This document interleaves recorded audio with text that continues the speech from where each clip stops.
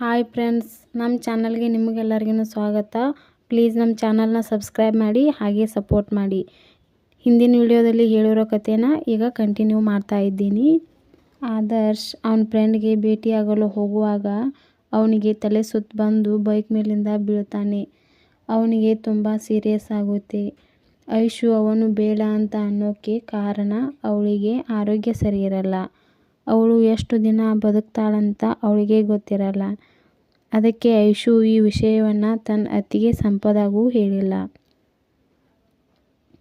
ಆದರ್ಶ್ ತುಂಬ ಸೀರಿಯಸ್ ಇದ್ದರೂ ಕೂಡ ಐಶುನೇ ಕನ್ವರ್ಸ್ತಿರ್ತಾನೆ. ಆದರ್ಶ್ ತನ್ನ ಎಷ್ಟು ಪ್ರೀತಿ ಮಾಡ್ತಾನೆ ಅಂತ ಐಶುಗೆ ಗೊತ್ತಿರುತ್ತೆ. ಅವನು ಚೆನ್ನಾಗಿರಲಿ ಅಂತ ಬೇಡ ಅಂದಿರ್ತಾಳೆ ಐಶು. ಆಗ ಐಶು ಸಂಪದ ಇಬ್ಬರು ಆದರ್ಶನ ನೋಡಲು ಹೋಗ್ತಾರೆ. ಐಶು ಆದರ್ಶನ ನೋಡಿ ತುಂಬ ಮನಸ್ಸಲ್ಲೇ ಮರುಗ್ತಾಳೆ. ಅವಳಿಗೆ ಅವನ ಮೇಲೆ ತುಂಬ ಪ್ರೀತಿ ಇರುತ್ತೆ.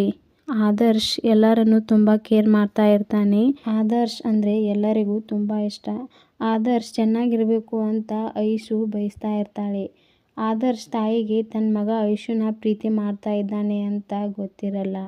ಆದರ್ಶ್ಗೆ ಸಂಪದ ಹಾಗೂ ಐಶು ಭೇಟಿಯಾಗಲು ಹೋಗ್ತಾರೆ. ಆದರೆ ಆದರ್ಶ್ ಮನಸ್ಸಲ್ಲಿ ತುಂಬ ನೋವಿದ್ರೂ ಇವರ ಜೊತೆ ಚೆನ್ನಾಗಿ ಮಾತಾಡ್ತಾನೆ. ಐಶು ಅದನ್ನು ನೋಡಿ ತುಂಬ ಬೇಜಾರು ಪಡ್ತಾಳೆ.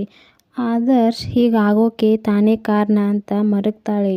ಆದರ್ಶ್ಗೆ ಚೆನ್ನಾಗಿರು ಅಂತ ಹೇಳಿ ಅಲ್ಲಿಂದ ಹೋಗ್ತಾಳೆ ಐಶು. ಆದರ್ಶ್ ತನ್ನ ತಂಗಿ ಸಂಪದನ ಕೇಳ್ತಾನೆ.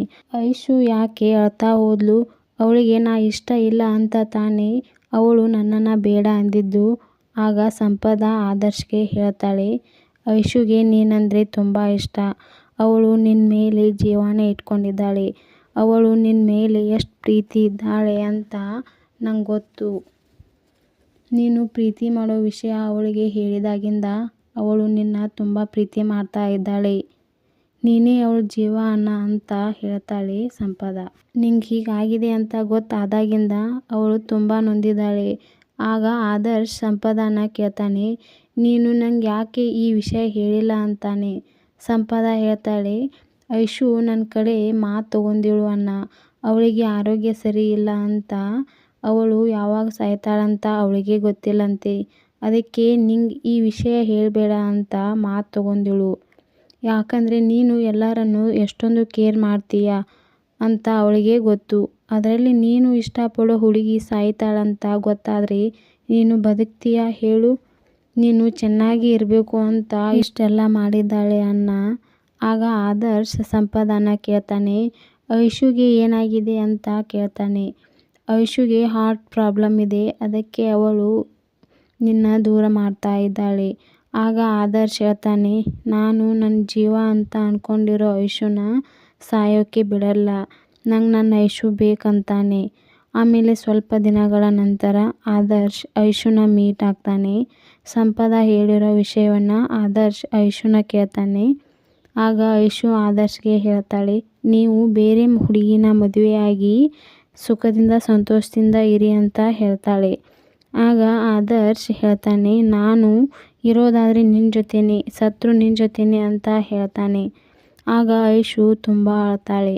ಆದರ್ಶ್ ಐಶುನ ಕರೆದುಕೊಂಡು ದೊಡ್ಡ ಹಾಸ್ಪಿಟಲ್ಗೆ ಹೋಗಿ ಅಲ್ಲಿ ಒಬ್ಬರು ಸ್ಪೆಷಲಿಸ್ಟ್ ಕಡೆ ಅವಳನ್ನು ತೋರಿಸ್ತಾನೆ. ಅವರು ಹೇಳ್ತಾರೆ, ಐಶುಗೆ ಏನೂ ಪ್ರಾಬ್ಲಮ್ ಇಲ್ಲ, ಅವಳು ತುಂಬ ಆರೋಗ್ಯವಾಗಿದ್ದಾಳೆ ಅಂತ ಡಾಕ್ಟರ್ ಹೇಳ್ತಾರೆ. ಆಗ ಐಶುಗೆ ತುಂಬ ಶಾಕ್ ಆಗುತ್ತೆ. ಯಾಕಂದರೆ ಐಶು ಮೊದಲು ಒಬ್ಬರು ಡಾಕ್ಟರ್ ಹೇಳಿರ್ತಾರೆ, ನಿನಗೆ ಆರೋಗ್ಯ ಸರಿ ಇಲ್ಲ, ಹಾರ್ಟ್ ಪ್ರಾಬ್ಲಮ್ ಇದೆ ಅಂತ. ಅದನ್ನೇ ನಂಬಿ ಐಶು ಆದರ್ಶನ ದೂರ ಮಾಡ್ತಾ ಇರ್ತಾಳೆ. ಈ ಮಾತು ಕೇಳಿ ಐಶುಗೆ ತುಂಬ ಖುಷಿಯಾಗುತ್ತೆ. ಆಗ ಆದರ್ಶ್ಗೆ ಹೋಗಿರೋ ಜೀವ ವಾಪಸ್ ಬರುತ್ತೆ. ಐಶುನ ತುಂಬ ಖುಷಿಯಾಗಿರ್ತಾಳೆ ಐಶು ಕೂಡ. ಆದರ್ಶ್ ಹಾಗೂ ಐಶು ತಮ್ಮ ಮನೆಗೆ ಹೋಗಿ ತಮ್ಮ ಪ್ರೀತಿ ವಿಷಯ ಹೇಳ್ತಾರೆ. ಆಗ ಎಲ್ಲರೂ ತುಂಬ ಸಂತೋಷ ಪಡ್ತಾರೆ. ಯಾಕಂದರೆ ಆದರ್ಶ್ ಅವ್ರ ಮನೆಯಲ್ಲೂ ಐಶು ಅವ್ರ ಮನೆಯಲ್ಲೂ ಇವರಿಬ್ಬರಿಗೆ ಮದುವೆ ಮಾಡಬೇಕು ಅಂತ ಮಾತಾಡ್ತಿರ್ತಾರೆ. ಆದರ್ಶ್ ತುಂಬ ಖುಷಿ ಪಡ್ತಾನೆ. ತನ್ನ ಜೀವ ಅಂತ ಅಂದ್ಕೊಂಡಿರೋ ಐಶುನ ಜೊತೆ ಜೀವನ ಮಾಡ್ತೀನಿ ಅಂತ ತುಂಬ ಅಂದರೆ ತುಂಬ ಖುಷಿ ಪಡ್ತಾನೆ ಆದರ್ಶ್. ನಿಜಕ್ಕೂ ಆದರ್ಶ್ ಪ್ರೀತಿ ಗೆಲ್ಲುತ್ತೆ.